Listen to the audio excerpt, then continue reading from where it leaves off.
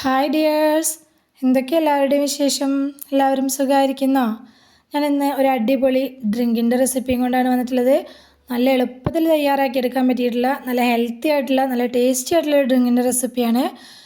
ഈ നോമ്പിൻ്റെ സമയത്ത്, നോമ്പ് തുറക്കുന്ന സമയത്ത് കഴിക്കാനും അതുപോലെ നല്ല ചൂടുള്ള സമയത്ത് കഴിക്കാനൊക്കെ പറ്റിയിട്ടുള്ള ഒരു ഡ്രിങ്കിൻ്റെ റെസിപ്പിയാണ്. റാഗിപ്പൊടിയും കുറച്ച് ക്യാരറ്റൊക്കെ ചേർത്ത് ഉണ്ടാക്കിയിട്ടുള്ളതാണ്. അപ്പോൾ റെസിപ്പിയിലേക്ക് പോകുന്നതിന് മുമ്പ് എല്ലാവരും വീഡിയോ മുഴുവനായിട്ട് സ്കിപ്പ് ചെയ്യാതെ കാണണേ.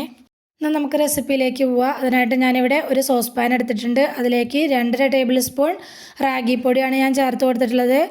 അപ്പോൾ റാഗിപ്പൊടി കുറച്ച് മാത്രം വെള്ളം ചേർത്ത് ആദ്യം ഒന്ന് കലക്കിയെടുക്കുക, അല്ലെങ്കിൽ അതിങ്ങനെ കട്ട പിടിച്ച് കിടക്കും. ഒരുപാട് വെള്ളം ഒഴിച്ചിട്ട് ആദ്യം തന്നെ കലക്കാൻ നിന്നിട്ടുണ്ടെങ്കിൽ. അപ്പോൾ നിങ്ങൾക്ക് വേണമെങ്കിൽ റാഗിപ്പൊടി ഇതുപോലെ ഒന്ന് കലക്കിയെടുത്തിട്ട് അരിപ്പയിലൂടെ ഒന്ന് അരിച്ചെടുക്കുക കേട്ടോ. അപ്പോൾ കുറച്ച് തരിതരിയൊക്കെ ഉണ്ടാവും ഇതിൽ. അത് മാറ്റിയിട്ട് ഉണ്ടാക്കുകയെന്ന് വെച്ചാൽ നല്ല ടേസ്റ്റ് ഉണ്ടാവും. ഞാനിപ്പോൾ അത് മാറ്റാതെയാണ് ഉണ്ടാക്കുന്നത്. അതിൽ കുറച്ചും കൂടി വെള്ളം ഒഴിച്ചിട്ട് ഇതുപോലെ സ്റ്റൗവിൽ വെച്ചിട്ട് നമുക്കൊന്ന് കുറുക്കിയെടുക്കുക. ഒരുപാട് ലൂസായിട്ടുള്ള ഒരു ഇതിലല്ല നമുക്കിത് കിട്ടേണ്ടത്. കുറച്ച് തിക്കായിട്ട് ഇതുപോലെ ഇത്തിരി തിക്കായിട്ടുള്ള ഇതിലാണ് കിട്ടേണ്ടത്. അതിനനുസരിച്ചുള്ള വെള്ളം ഒഴിച്ച് കൊടുത്തിട്ടാണ് ഇതൊന്ന് കുറുക്കിയെടുക്കേണ്ടത്. അപ്പോൾ ഇത് കുറുകി വന്നിട്ടുണ്ട്. അതവിടെ ചൂടാറാനായിട്ട് മാറ്റി വയ്ക്കാം. ഇനി ഒരു ജാർ എടുക്കുക. അതിലേക്ക് വേവിച്ചെടുത്തിട്ടുള്ള 2 ക്യാരറ്റാണ് ഞാൻ ചേർത്ത് കൊടുത്തിട്ടുള്ളത്, മീഡിയം സൈസിലുള്ളത്. അതുപോലെ തന്നെ 2 ഏലക്കായയുടെ തോലും മാറ്റി സീഡ് മാത്രം ചേർത്ത് കൊടുത്തിട്ടുണ്ട്. മധുരത്തിന് ആവശ്യമായിട്ടുള്ള ഈത്തപ്പഴം ചേർത്ത് കൊടുത്തിട്ടുണ്ട്. നല്ല സോഫ്റ്റ് ആയിട്ടുള്ള ഈത്തപ്പഴമാണെങ്കിൽ അങ്ങനെ ചേർത്ത് കൊടുക്കുക. ഇത്തിരി ഹാർഡായിട്ടുള്ളതാണെങ്കിൽ ഒന്ന് കുതിർത്തിയിട്ട് ചേർത്ത് കൊടുക്കുക. അതുപോലെ തന്നെ ഇതുപോലെ ഒരു ചെറിയ പഴം ചേർത്ത് കൊടുത്തിട്ടുണ്ട്. ചെറുപഴമാണ് ചേർത്ത് കൊടുത്തിട്ടുള്ളത്. അത് ചേർത്ത് കൊടുത്ത ശേഷം നമ്മൾ ചൂടാറാനായിട്ട് മാറ്റി വെച്ചിട്ടുള്ള റാഗി കുറുക്കിയത് ഇതിലേക്ക് ചേർത്ത് കൊടുക്കുക.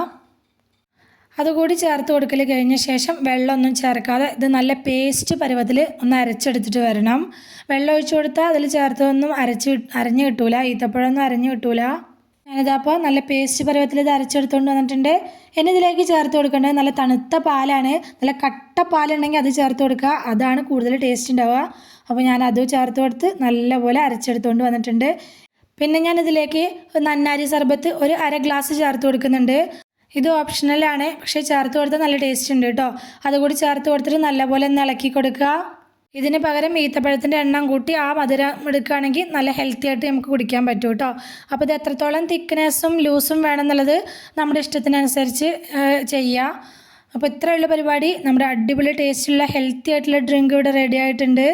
റാഗിപ്പൊടിയും ക്യാരറ്റും ഒക്കെ വെച്ച് ചെയ്തിട്ടുള്ളതാണ്. ഞാനതിലേക്ക് കുറച്ച് കസ്കസ് കൂടി ചേർത്ത് കൊടുത്തിട്ടുണ്ട്. അപ്പോൾ നിങ്ങൾക്ക് താല്പര്യം ഉണ്ടെങ്കിൽ ചേർത്ത് കൊടുക്കുക. നല്ല ടേസ്റ്റുള്ള അടിപൊളി ഡ്രിങ്കാണ് കേട്ടോ. അപ്പോൾ ഈ റാഗിപ്പൊടി കൊണ്ടുള്ള വേറെ എന്തുണ്ടാക്കി കൊടുത്താലും മക്കളൊന്നും കഴിക്കൂലല്ലോ, അവർക്ക് ഇഷ്ടമല്ല അതിൻ്റെ ടേസ്റ്റൊന്നും. ഇവിടുത്തെ മക്കളൊന്നും കഴിക്കാറില്ല. അപ്പോൾ ഇത് ഉണ്ടാക്കി കൊടുത്തിട്ട് അവർക്ക് ഇഷ്ടമായിട്ടുണ്ടായിരുന്നു കേട്ടോ. അപ്പോൾ കുട്ടികൾക്കൊക്കെ നല്ല ഹെൽത്തി ആയിട്ട് കൊടുക്കാൻ പറ്റിയിട്ടുള്ള ഒരു അടിപൊളി ഡ്രിങ്കാണ്. നോമ്പ് തുറക്കുന്ന സമയത്താണെങ്കിലും അതുപോലെ ഈ ചൂടിൻ്റെ സമയത്താണെങ്കിലും ഒക്കെ നമുക്ക് ഉണ്ടാക്കി കുടിക്കാൻ പറ്റിയിട്ടുള്ള നല്ല ഹെൽത്തി ആയിട്ടുള്ള ഡ്രിങ്കാണ്. അപ്പോൾ ട്രൈ ചെയ്ത് നോക്കാത്തവരുണ്ടെങ്കിൽ ഒന്ന് ട്രൈ ചെയ്ത് നോക്കിക്കോട്ടോ.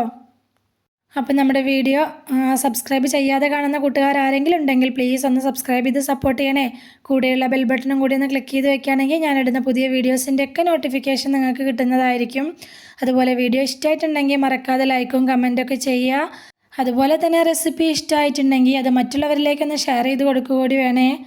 ഇതുവരെ സപ്പോർട്ട് ചെയ്ത് കൂടെ നിന്നിട്ടുള്ള എൻ്റെ എല്ലാ മുത്തമണികൾക്കും ഒരുപാട് നന്ദി.